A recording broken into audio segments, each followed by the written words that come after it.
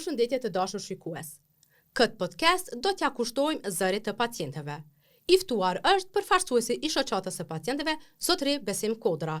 Zotëri Kodra do t'na flasë për sfidat e përditshme me të cilën përballet pacientët, rolin e shoqatës në përmirësimin e kushteve dhe çfarë mund të bëjmë ne si shoqëri për të krijuar një sistem të drejtë dhe më të mirë. E para se ta nisëm bisedën në studio, ne falenderojmë sponsorin e emisionit ton, kompaninë Mucha Solar. Zoti Kodra, faleminderit që gjete kohë me qenë mysafir emisionit tonë. Që të më faleminderit për ftesën. Po dua pak ta di, nuk e di nëse qytetarët janë shumë të informuar lidhur me shoqatën që ju drejtoni. A na tregoni pak historik të shoqatës dhe cila është fusha veprimtarisë së shoqatës suaj?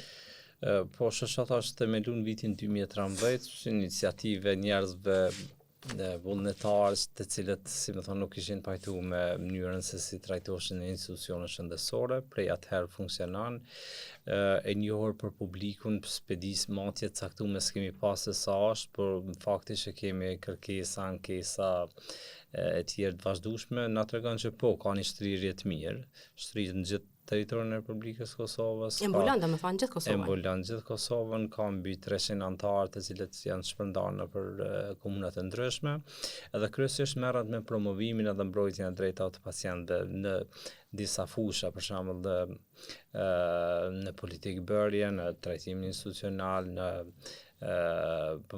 fusha ku pacienti atakohet prej sistemit ose prej individëve të caktuar.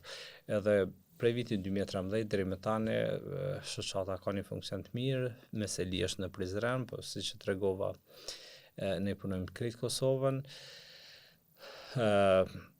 Projektet të cilat kemi zhvilluar deri më tani janë një numër shumë i madh, të cilat nuk di me i përmend, por një që kemi në mënyrë të vazhdueshme është pranimi i ankesave të pacientëve nga gjithë territori i Republikës Kosovës, edhe një tjetër që vazhdimisht jemi marrë me politika shëndetësore.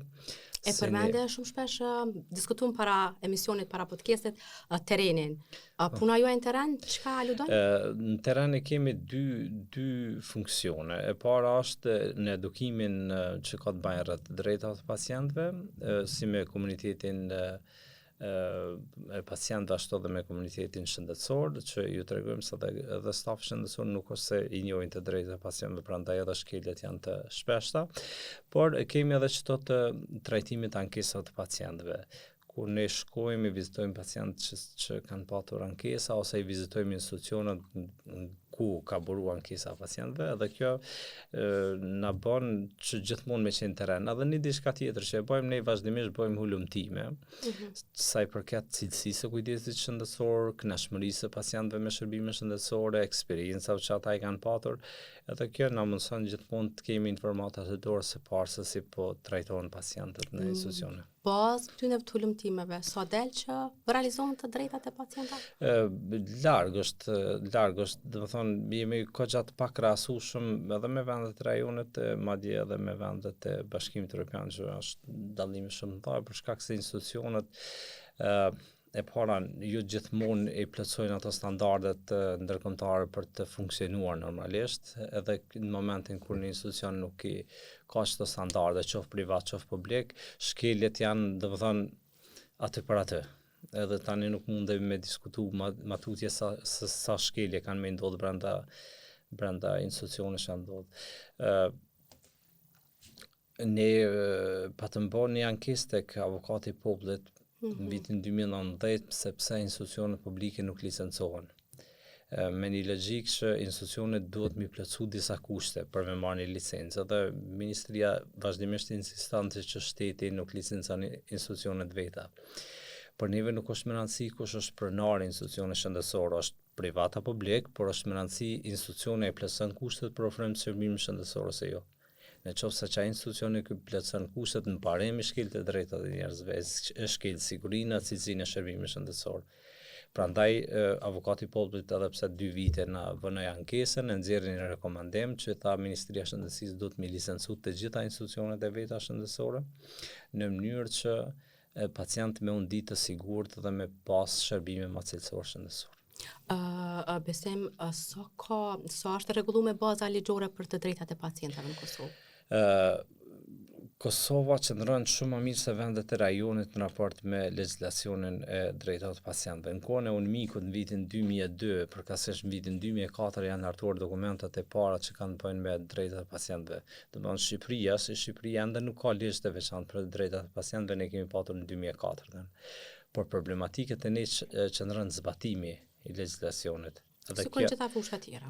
Prandaj, domethënë e sfidan pacientin në marrjen e shërbimit shëndetësor ose në çastin e shërbimit shëndetësor. Po duhet ta dim bazë këtyre hulumtimeve dhe në bazë punës tuaj si shoqate e pacientave. Cilat janë ato sfidat më të mëdha të cilat hasin pacientat në Kosovë? E para, institucionet ju gjithmonë janë të përgjithshëm në raport me shërbimet shëndetësore që i kërkojnë pacientët, për shkak se mënyra se si funksionon sistemi jonë shëndetësor nuk garanton që institucionet dhe profesionistë shëndetësor të kenë përgjegjësinë e duhur në raport me drejtat e pacientëve. Fundja, mënyra se si kemi konceptuar ne shërbimet shëndetësore, një punëtor shëndetësor do ta marr pagën trajtoj ose nuk trajtoj pacient, trajtoj mirë ose nuk trajtoj mirë pacient. Ai në fund mujt e merr pagën edhe nuk brengoset shumë se sa pacient janë tu i shku. Po të kishim një pagesë për performancë, për punën që e bën, atëherë institucionet do të ishin të përgjithshme ndaj kërkesave të qytetarëve, sepse ata nuk do të shkanin më dhe rrjedhimisht performanca dhe financat e tyre do të bënin. Prandaj nuk mund të presim zbatim të drejtave të pacientëve nga individët nëse sistemi në përgjithësi nuk reformohet. Domethënë të drejtat e pacientëve janë një pjesë integrale e sistemit shëndetësor, nuk janë diçka veçantë. Prandaj nëse rrjedhat e sistemit shëndetësor nuk shkojnë si duhet, nuk mundemi me prit që drejtat e pacientëve gjejnë zbatim siç do duhet të gjejnë. A ka shoqata bashkëpunim me institucionet shëndetësore? Sa është bashkëpunimi ose sa ai kanë të letë çësje për bashkëpunim? Po, shoqata ka marrëveshje me disa institucione shëndetësore edhe me ministri, për shkak se në misionin e punës janë disa aktivitete që ne zhvillojmë që duhet bashkëpunimi me ato institucione, edhe deri në farmacë bashkëpunimi ka qenë i mirë. Por ka edhe raste kur institucionet nuk janë shumë të përgjithshme dhe ndaj Cilat raste çalën më shumë? Rastet më të ndjeshme kur i keni apo si funksionon? Po, jo veç rastet më të ndjeshme, po për shembull janë disa raste kur kanë për shembull implikime financiare, si kjo që përmendat licencimit të institucioneve publike. Për shembull ne edhe patëm reaguar kur është nënshkruar marrëveshja e shërbimit spitalor me Policinë e Kosovës për trajtim të privilegjuar të policëve, që ne kemi konsideruar se ajo marrëveshje është diskriminuese për qytetarët e tjerë, për shkak se ligji thotë se çdo qytetar ka të drejtë të çasjes së barabartë të shërbimeve shëndetësore pas një lloj diskriminimi, duke përfshirë pozitën shoqërore. Nëse policët shfrytëzojnë pozitën shoqërore për t'ia nxënë vendin e bujkut, atëherë nuk mendoj se jemi të fol për një shtet të barabartë. Edhe për ironinë më të madhe këto e kam me avokatin e popullit. Pse? Ne kemi çu ankesë të avokatit e popullit më shumë se një vit, i ka në nëntor të vitit 2023 dhe ende avokati i popullit nuk është përgjigj në ankesën tonë. Edhe në ankesë na kemi cekë që ky nuk është problemi vetëm. Ne mund të kemi një domino efekt, që është të gjitha shtresat e privilegjuara kushtimisht të shoqërisë. Ose në rrezik që janë ndoshta gjatë punës. Mos ti them privilegjuar ndoshta, po. Po, jo veç, si më thon, po marr prap privilegjuar ose kushtimisht ato elitat e shoqërisë do ta kenë të njëjtën kërkesë.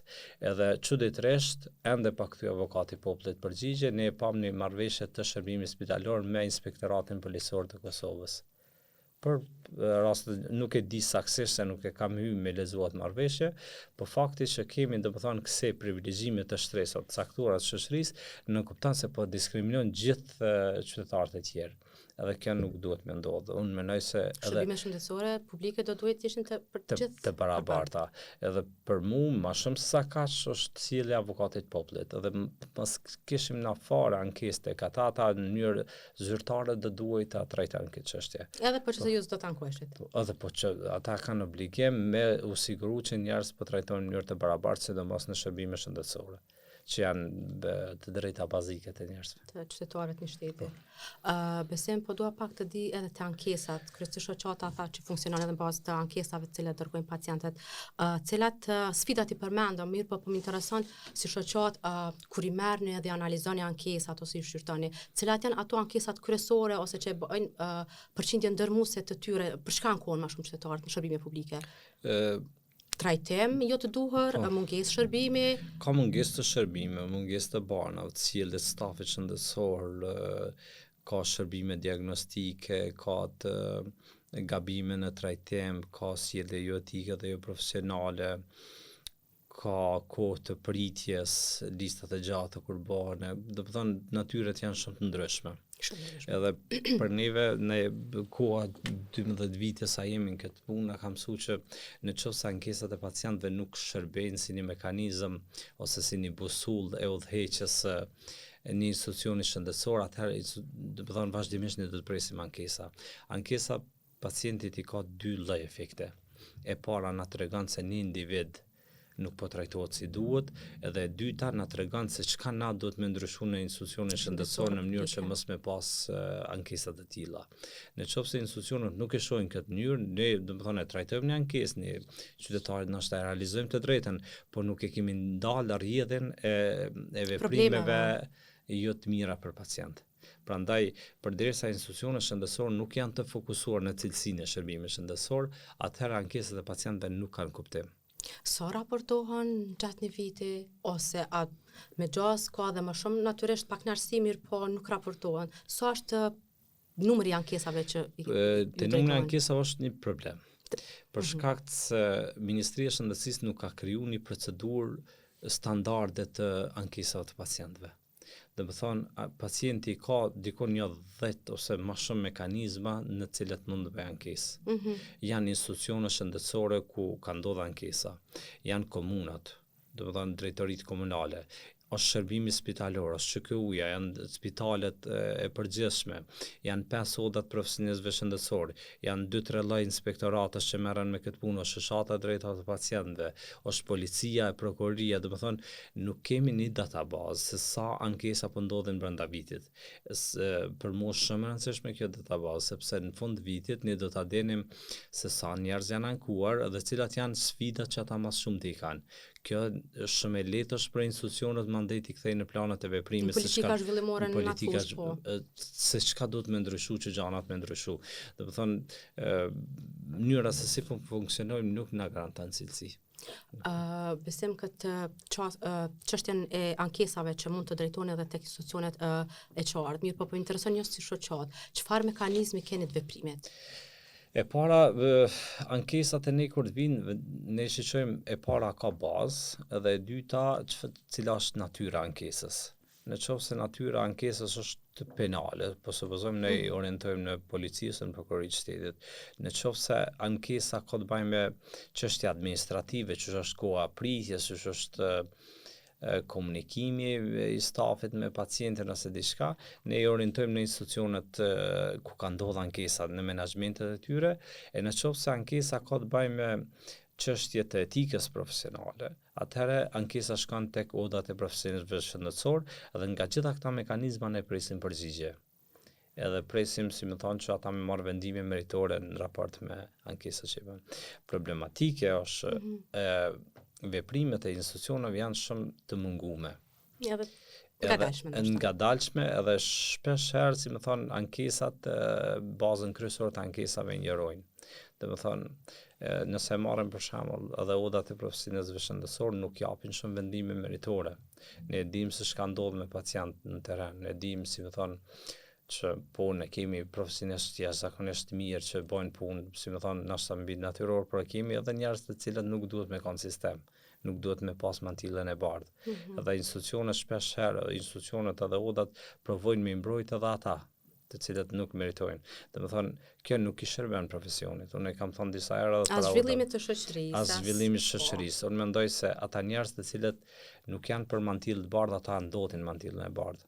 Edhe përderisa sidomos odat e profesionistëve shëndetësor nuk kanë veprime meritore ndaj tyre, atëherë publiku, pacientët gjithmonë do të shohin profesionistë shëndetësor të njëjtë. E vërtet. Dua ta di, po pacientat, ne si pacient në rastet specifike, sa jemi të informuar për drejtat që na takojnë, edhe sa i kërkojmë. A do duhet të ishim pak më këmbgulës në drejtat që na takojnë, se po supozoj një rast, dy rast, tre rast, atëherë shumica fillon edhe të vëdëson edhe mjekët ose kushdo që merret me ankesa. Realisht ankesat e pacientëve kanë shku tura. Nuk janë të rritë për dallim për vendeve tjera që ankesat e pacientëve, për shembull, nëse marrim shembullin e Polonisë, Polonia ka kriju avokatin shtetëror të pacientëve. Ose sikurse ne që kemi avokatin e popullit, aty kanë avokat të veçantë për shkak se është vend me 40 milion edhe ankesat e pacientëve bëjnë një grumbull shumë të madh të ankesave. Në momentin kur është kriju avokati i popullit, ka pas diku rreth 2000 ankesa në shëndetësi. Në momentin që është kriju avokati, janë bërë 70.000 brenda vitit. Kjo na tregon që ankesat e pacientëve janë aty, se ne nuk është rastishme që i shohim pacientët tuaj sulmu stafin shëndetësor. Të raste shumë të rralla. Frustrimet janë aty brenda dhe pacienti kanë, po fakti që ata nuk besojnë në mekanizmat e ankesës, atëherë nuk parashtrojnë. Unë mendoj se ankesat do duhet kishte më shumë, sepse unë shoh mjaftueshëm shkelje që me pas ankesa, por nuk ka, edhe se njerëz nuk i dinë të drejtat që i kanë, por edhe se nuk besojnë shumë në mekanizmat që institucionet i kanë kriju për menaxhimin e tyre. Ne vazhdimisht kemi insistuar dhe po vazhdojmë insistu që shteti me kriju mekanizmat të cilët garantojnë se pacienti mundet me marrë një përgjigje të drejta meritore në raport me ankesën që e ka bë. Edhe me sa kam pa Ministria e Shëndetësisë ka fillu me bë diçka, po nuk e di, ma herët na kemi qenë pjesë e grupeve punuese, po tash Ministria paksa është izolu edhe po i ban me do njerëz të ministrisë aty që ata kanë me të pakt, shumë pak se njerëz të mos tham njerëz të mirë se i bën keq, po njerëz që i kanë njoft të mirë Ministrinë e Shëndetësisë e kanë shu punë atë, nuk janë më. Edhe kjo nuk garanton që legjislacioni po hartohet në mënyra më të mira të mundshme. Edhe në qoftë se do të ishte më e mira mundshme, pa involvim të palëve që kanë impakt në sistem, unë mendoj se aja garanton një bojkot në të ardhmen. Besim, a do duhet flasim pak prapë po duhet për të drejtat e pacientëve dhe ne sa jemi të vetëdijshëm për to, a do duhet kishte fshata pak më shumë vetëdijsuese për drejtat e pacientëve, se kam përshtypjen që ndonse mund të ketë persona shumë këmbgulës, por kur nuk i din të drejtat që takojnë është problem edhe me reagu pastaj. Po, padyshim që duhet ketë, ne vazhdimisht bëjmë, do të thonë brenda vitit kaluar ne kemi arrit diku 4500 persona me informu në mënyrë direkte rreth të drejtave të pacientëve, në mënyrë indirekte edhe shumë të tjerë sepse ka pasur fushata mediale kështu. Por veprimet tona nuk duhet me mbeti vetëm të organizatave jo qeveritare. Këto do të me i pas edhe Ministria e Shëndetësisë, me pas fushata vetëdijsuese rreth të drejtave të pacientëve. Po pse këto nuk bëhen? E përmenda se institucionet nuk janë të fokusuar në cilësitë e shërbimit shëndetësor. Janë të fokusuar në punë. Do të thonë, problemin më të madh kemi që të kapërcimin, që thyrjen e arra të forta të sistemit. Shëndetësia në çdo vend ku fokusohet në punë, do të thonë dështimet janë aty për atë. Do të thonë mund të vrej me sy. Shëndetësia nuk do të fokusohet në punë, shëndetësia do të fokusohet në rezultat. Në qoftë se fokusohemi në rezultat, gjanat ndryshojnë. E qartë, po du me pas në rast të shoqatës ku e keni bë diferencën, edhe ku jeni ndi mirë për shkak të veprimeve që janë ndërmarrë, për shkak të shoqata juaj ka adresuar si çështje. E para është që kjo që ne kemi siguru një rekomandim të avokatit popullit që institucionet shëndetësore publike do të më licencu. Më licencu.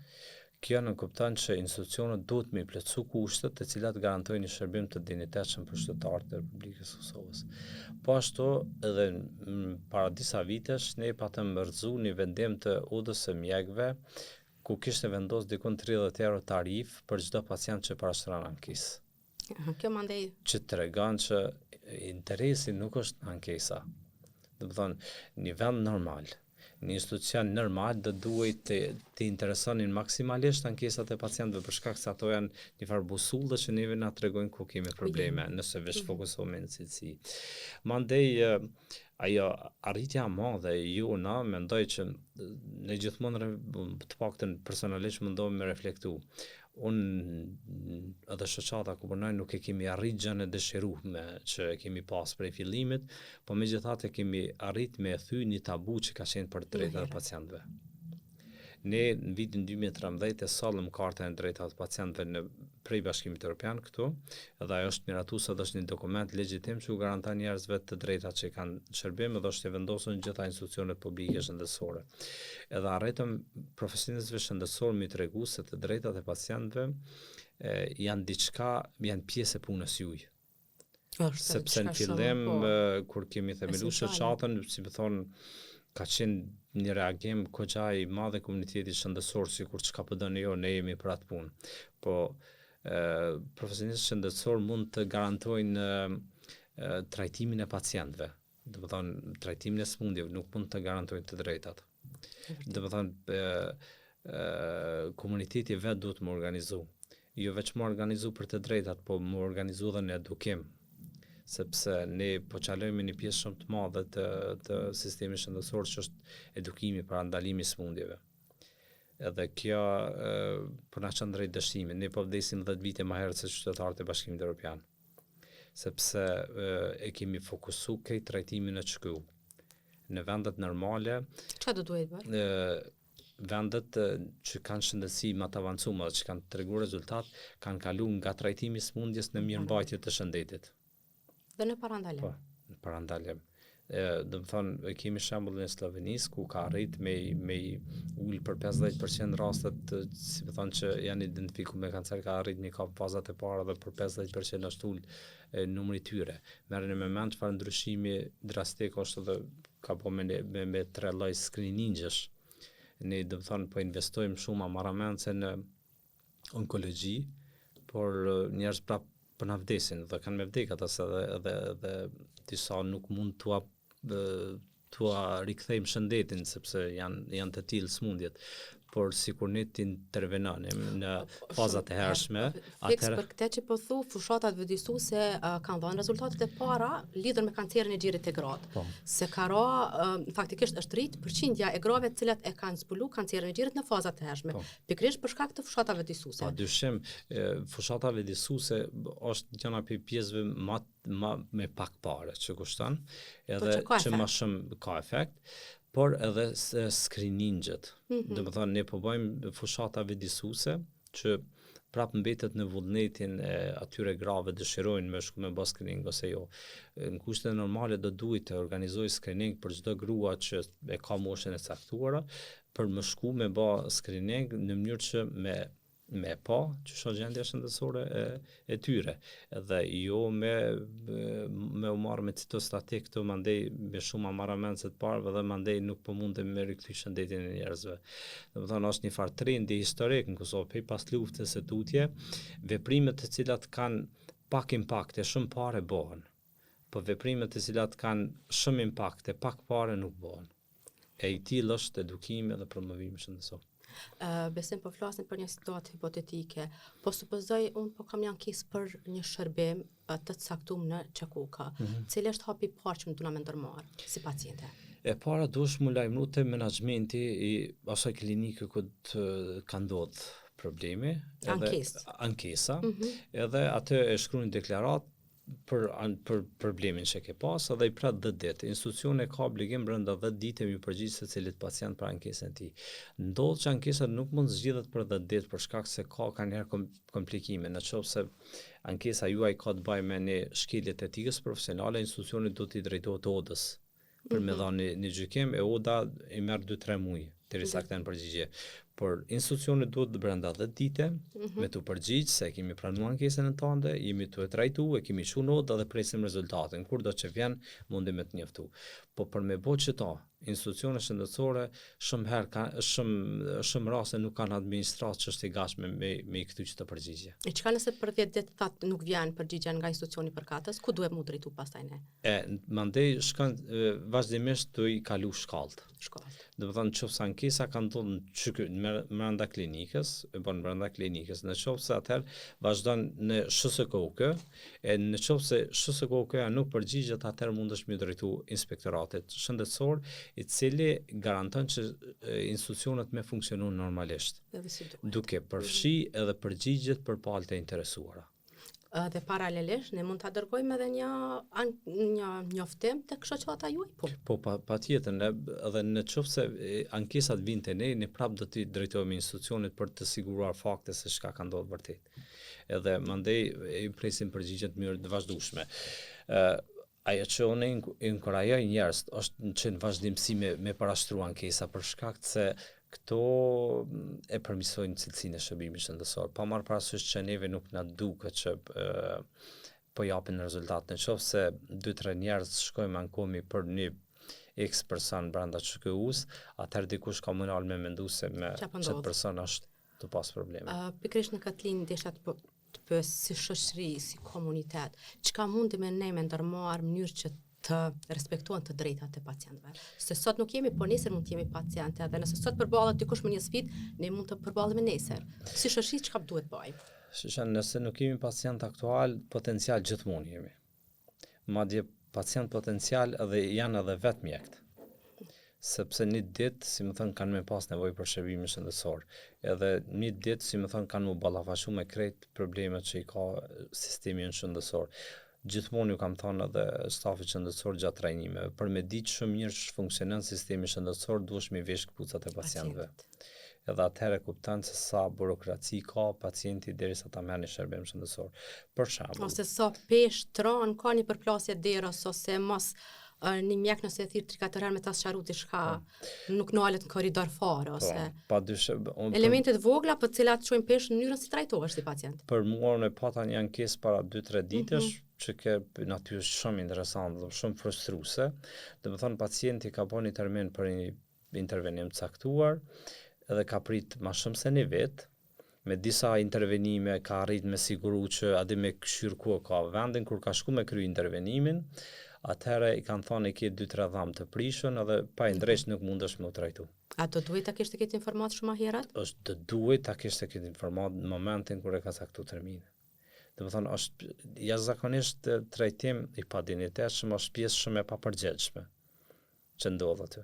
Edhe kjo i frustron njerëzit. Edhe në çështje situata ne nuk mund të presim sjellje racionale të tyre. Definitivisht. Sidomos kur përballesh me sëmundje të cilat edhe ashtu ta rëndojnë situatën. Padyshim. Prandaj duhet me ndryshu. Çka duhet me bësh shoqënia jonë? Është prej ministrisë së tutje, është me organizu fshata vjedisuese për njerëz. E para për shëndetin, e dyta për stilin e jetesës, e treta për mënyrën e shfrytëzimit të shërbimeve shëndetësore. Sepse këto e ndrojnë një realitet. Merrni me mend Skocia, domethënë 80% e kujdesës shëndetësor atje konsiderohet vetkujdes. Vetkujdes. Për shkak se njerëz e kanë ngrit vetdijen aq shumë saqë nuk kanë nevojë për shërbime bazike me shku tek mjeku. Edhe bojnë një stil shumë të mirë të jetesës, i cili u garanton që të kenë sa më pak sëmundje dhe institucionet shëndetësore të punojnë sa më pak. Mos harrojmë kosto e shërbimit shëndetësor është shumë e lartë. Sa më shumë që i lojmë njerëz musmu, e para shëndeti publik ka me qenë më i dëmtuar, se vdesim 10 vite më herët, e përmend Aram Tashkalizit të Egjiptas në Kosovë vdesin 10 vite më herët se ne. Edhe kjo është për shkak të mënyrës se si jetojnë stilet e jetesës. Edhe e dyta, kosto shërbimit shëndetësor ka me qenë shumë më ulët me parandalim. Po kosto shërbimit shëndetësor kanë njerë nuk pëmatet. Madje po ka interes dyqysh mu shpenzu. Unë gjithmonë e kam pas një farë bindje që buxheti i ulët për shëndetësi është problemi vetëm. E kemi pa që buxhetin për 2015 është 2 herë më i madh se sa që ka qenë, edhe shërbimet shëndetësore mos tam janë të njëjta se do dal patetik, po nuk ka ndryshime signifikante që na më thonë u bë diçka shumë e madhe në shëndetësi. Merrni me mend, do të thonë na kemi investuar në klinikën e stomatologjisë për implantim të dhëmbëve e nuk kemi fluorizim të dhëmbëve për fëmijët. Dhe më thonë kemi afër 80% e fëmijëve që kanë karies në dhëmbë, e ne po vendosim implante, ose ne vendosim stenda në kardiologji atje. A vjen kjo që politikat gabuar të prioriteteve? Padyshim që politikat gabuar. Ne nuk e shohim se çka konsumojnë njerëz, çfarë stili të jetesës bojnë, e ne blejmë stenda. Do të thonë janë totalisht veprime të gabuara. Unë nuk më me thonë që në parim ja është po keq në sistem. Po janë veprime të cilat nuk janë të duhura. unë mendoj që ka gjana shumë prioritare. Edhe ndryshimet këto fillojnë kur Instituti i Shëndetit Publik fillon me marrë rolin e vet. Kur Instituti i Shëndetit Publik ban plane të parandalimit të edukimit shëndetësor, edhe komunat edhe institucionet fillojnë me zbatu ato. Sa herë që e shoh një ministër që ka marrë aparatin edhe ka shkuar në QKU, unë e di që ka dalë për misionit. Ministrat janë për me bë politika dhe me mbikëqyrë zbatimin e tyre. Në momentin kur ministrat involvohen në zbatimin e politikave, kush i mbikëqyr ata? Do të thonë ne nuk po kemi një zinxhir prej atje, ta marrim shembull komunën Kaçanikut ose Sorrikës prej Kavion, qysh mbikëqyret sistemi shëndetësor deri te qeveria. Edhe po na kputen hallkat, mos harroni sistemi mungesë vullneti bese, po du me thonë mungesë dije se thonë vendet evropiane, vendet e Ballkanit janë para neve në aspektin shëndetësor, po supozoj. Apo e ka shtypjen e gabuar. Slovenia përmane shumë larg nesh, edhe Maqedonia duket të jetë më mirë se ne. Edhe Maqedonia ka problemet e veta, megjithatë ka pas një avancim sistemi shëndetësor, edhe pse ka veprime të cilat unë do të thonë pacient që në ankohen edhe për sistemin shëndetësor atje. Por siç unë më herët kam menduar që është mungesë krejt e vullnetit politik, edhe po ka mungesë vullnetit politik se me dash një kryeministër ose një ministër mundet me bë veprime të cilat janë të mira, të paktën ka alternativa. Por me kohën kam arrit me pa që edhe me ditë nuk po dim. Ja, dhe me ditë nuk po dim. Edhe problemin pe kemi që nuk po e dim që s'po dim. Do të thonë se ka plot donatorë ndërkombëtar të cilët janë të gatshëm me ndihmu sistemin shëndetësor në Kosovë, edhe janë të gatshëm me pagu ekspert prej më të mirëve në përbot, të cilët vinë na tregojnë, por veprimet e tilla nuk po shoh. Edhe çdo ditë më pak po shoh që më pak njerëz të mëshëm po sillen rreth ministrisë. Edhe kjo nuk më garanton që ne po vazhdojmë me ecë mirë përpara. E mbaj mend një kohë ministria më herët kur kemi filluar punën në vitet 2012-13, vlante ministria prej ekspertëve të huaj që vinin delegacione të tjerë, që tash nuk po shohim veprime të tilla. Edhe kjo nuk ma jep një farë shpresë që gjanat po lëvizin pozitivisht. Besem nuk mundem pa e përmend çështjen e sigurimeve shëndetësore. Si drejta, po supozoj elementare që do duhet ta kishim sigurime shëndetësore, me dekada janë përmend. A e ke menduar që edhe 2025 do të na gjente pa to ajo? Kur ka fillu mu diskutu, s'ka mendu që tash vim që por tash dhe më thonë, menoj që po, edhe 2030, nështë edhe 35 mund në finanza. Pasigurime. Sa është kjo problematike? Kushdo që mendon që sigurime shëndetësore bëhen shpejt, dhe më thonë e ka gabim, edhe kushdo që premton se partit dinë me thonë që po i bëjmë një vjet e dy, nuk bëhen sigurime shpejt. Po s'po bëhen me dekada? Problemi është që institucionet shëndetësore të parat nuk janë të përgatitura për me na shit shërbime fondi sigurimi shëndetësor. E dyta, fondi si fond nuk ka vetë objekt të vetin, do të thonë nuk ka as logo, me sa diun nëse është miratu, do të thonë që sa vjet ekziston as logo nuk ka. Megjithatë kjo administrative, probleme ku si shoqat ku shihni që ekziston. Po ti tregoj edhe më baziket. I ka një 50 punëtorë, duhet mi pas 500 të trajnuar, të mirë trajnuar. Duhet mi pas një legjislacion i cili është i përshtatshëm për blerje dhe shitje të shërbimeve shëndetësore. Duhet një varg çështje, duhet me pas listë të shërbimeve, edhe çmimore të secilit shërbim që kanë me dhënë. Asnjëra nga këto nuk janë, edhe këto duan vite me bë. Problematike për mu është jo pse s'kan filluar sigurime shëndetësore. Problematika është pse nuk ka filluar me u lëviz ndrejt këtyre veprimeve. Që i përmenda. Që bëjna si qytetarët Kosovës pa shërbime shëndetësore edhe një dekadë. Pa sigurime, unë mendoj që të paktën, do më me një seriozitet shumë të madh, na duhen të paktën 5 vite. E me çet seriozitet që shtu punu tash, po, edhe një dekadë mundet me na shku. Besim si shoqat, nëse kishe mujt me na tregu 2-3 elementet kryesore të cilat janë urgjente të përmirësohen në sistemin shëndetësor në Kosovë. E para është sistemi informativ shëndetësor. Pas sistemi informativ shëndetësor, çdo diskutim që e bëjmë është i kotë.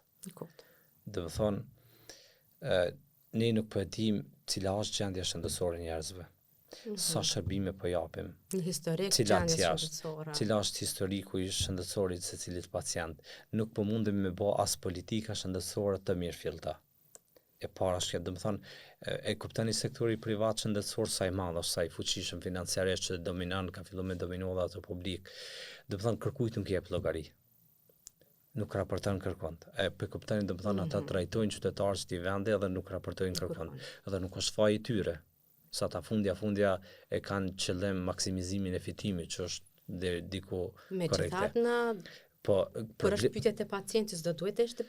Ne kuptojmë që ç'është funksional, mirë, po është pyetje çështja e shëndetit të pacientëve. Për mosh problematike institucione shtetërore që sillen në raport me ta. Që lejon me punu pa i dhënë llogari kërkujt. Pa raportu kërkon. Mandej institucionet publike nuk gjenerojnë dhana. Pa i pas të dhana, na nuk mund të me bëni strategji mirë fillë se si dojmë pas sistemin shëndetësor matutje. E dyta janë çto sigurime shëndetësore. Sigurime shëndetësore nuk bëhen për me pas më shumë parë. Se ligji për sigurime shëndetësore ka hyrë në fuqi në vitin 2014. Edhe ka ndosh me fillu sigurime shëndetësore me një logjik se do t'i kemi edhe 80 milion shtesë në sistem, edhe kjo na mundson që na me punu më mirë. Jo 80 milion, po 160 milion janë më tepër. Tash në sistem shëndetësor gjendja e sistemit është kjo. Sigurime shëndetësore e ndrojnë mënyrën se si ka me funksionu sistemi shëndetësor. Nuk e paguajnë mjekun më, e paguajnë punën e tij. Edhe kjo garanton që me u kriju disa raportet e tjera në sistem shëndetësor, sistemi shëndetësor me i dhënë shërbim shëndetësor se cilit pacient që ka nevojë. Për mënyrën, do të thonë mënyrën që tash jemi të funksionu, çdo vend nëpër botë i ka dështu sistemi. Do të thonë krejt konditat e sistemit shëndetësor ndërtuar deri me tani janë çysh me dështu. Jo se janë ndërtu qëllimisht për me dështu, po mënyrën që janë ndërtu ato sigurin dështim. Sepse nuk e kemi, e përmendën shpesh se pacienti në qendër, aktualisht pacienti është komplet në periferi. Komplet në periferi. Do të thonë pacienti më shumë përmendet si temë se si palë. Pacienti përmendet si temë, si industri, më shumë se sa qenie njerëzore që e kërkon një trajtim. Besem, cilat janë prioritetet që ka shoqata në vitet leje? E para, këtë vetë ne planifikojmë shtrirjen në aspektin ndërkombëtar. Nuk e përmenda më herët që na jemi, do të thonë, shoqata drejta të pacientëve në Kosovë, është antare e rrjet Aleancës Botërore të Organizatave të Pacientëve, madje drejtori i organizatës është antar i bordit Aleancës Botërore të Pacientëve, që na ka mundësu me pa praktika ndërkombëtare të organizimit të pacientëve, dhe kjo nganjëherë nështë apo na jep një dëshpërim këgja theksum sa i përket trajtimit të pacientëve këto. Këto do ta vazhdojmë edhe me organizata të tjera nivelit evropian, madje edhe nivelit rajonal. Brenda Kosovës ne e kemi filluar një iniciativë të organizimit të shoqatave të pacientëve të tjerë, domethënë pacientëve me diabet, me kancer, në mënyrë që të kemi një farë rrjetje të organizatave që merren me çështjen e pacientëve me sëmundje të caktuara, në mënyrë që të rrisim zonën e pacientëve. Në anën tjetër po krijojmë edhe këshillat e pacientëve në secilën komunë, me qëllim që institucionet shëndetësore me fillu me mendu vetë për të drejtat e pacientëve, sepse ne si shoqat nuk kryjmë gjithmonë punë që duhet me kry shteti. Shteti duhet mu përkujdes për secilin qytetar. Madje ne po mundohemi me kriju mekanizma të cilat do t'i duhen institucioneve shëndetësore dhe komunave dhe Ministrisë Shëndetësisë për me pasë çka po ndodh me qytetarët dhe pse jo edhe me përdor për promovim dhe edukim shëndetësor në të ardhmen. Po ashtu ne në vazhdimsi po bëjmë hulumtime se si qytetarët po trajtohen, çfarë probleme kanë, cilat janë eksperiencat e tyre, sa janë të kënaqur me shërbimet shëndetësore të tjerë, edhe po i shndrojmë ato në planet e veprimit për me i përmirësuar shërbimet shëndetësore në të ardhmen. Një objektiv tjetër është se çfarë legjislacioni po ndërtohet në sistem shëndetësor. Jemi marrë shumë me ligjin për sigurime shëndetësore, ligjin për shëndetësi dhe çdo ligj tjetër që po kalon për procedura për mu siguru që drejtat e pacientëve kanë vendin meritor atje. Sfidat nuk janë të pakta, janë goxha të shumta, por kjo nuk na dekurajon për me vazhdu përpara.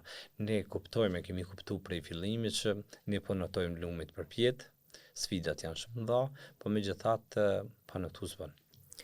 Besem, për fund ndonjë mesazh për qytetarët? Për qytetarët është me kërku të drejtat e veta. Do të thonë, nëse ata s'kërkojnë, mos pritni që ato ju vinë dhuratë. Do të thonë drejtat gjithmonë janë siguruar për duke kaluar nëpër sfida të caktuara, sepse nuk jemi Finlandë, jemi Kosovë, jemi Ballkan, edhe nuk duhet me prit që janë të mirëqenia, se s'ka me ndodh kjo. Për institucionet shëndetësore është me ndru mënyrën e perceptimit të qytetarëve të ofrimit shërbimeve shëndetësore. Për institucionet një mesazh konkret, një rikthim kujtesë. Institucionet ku ata punojnë nuk janë tyre, janë të qytetarëve. Edhe qytetarët me taksat e tyre po i mbajnë ata aty. Prandaj duhet me qenë shumë të përgjegjshëm. Koha e socializmit ka kalu. Edhe ne do t'ju kthehemi në sistemin, sepse faktikisht kemi lyp demokraci, do ta kuptojmë që qytetari janë në qendër të politikave shëndetësore. Edhe ai vendos se si ka me vazhdo përpara. Besim, faleminderit shumë për kohën. Kënaqësi, faleminderit për jush. Të dashur shikues, ky është podcasti për sot. Shihemi javën tjetër. Mucha Solar është pioner në Kosovë në sektorin e energjisë ripërtritshme, duke ofruar sisteme solare, fotovoltaike dhe termike me cilësi të lartë dhe shërbim të profesionalizuar që nga viti 2008. Me një ekip të specializuar dhe të certifikuar ndërkombëtarisht, ne garantojmë instalim dhe kujdes të përkushtuar për çdo projekt, për një planet më të pastër dhe më të qëndrueshëm. Zgjidhni Mucha Solar për çdo nevojë në fushën e energjisë solare. Mucha Solar, aktivisti i ambientit. Le të paguaj dielli për ju.